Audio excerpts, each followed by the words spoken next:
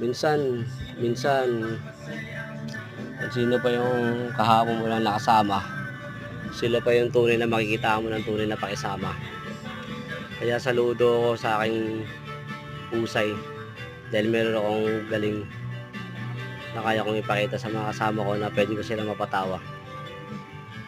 Yung tipong kahit alam kong nakakasakit na ako pero masaya pa rin sila. Maraming salamat sa inyo, tol, pre, guys.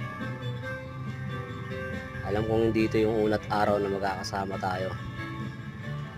May pagkakataon pang muling magkita-kita tayo.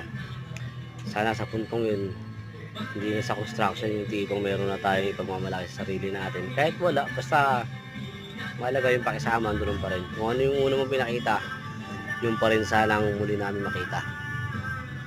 Maraming salamat sa inyo, pare. Hanggang sa uli.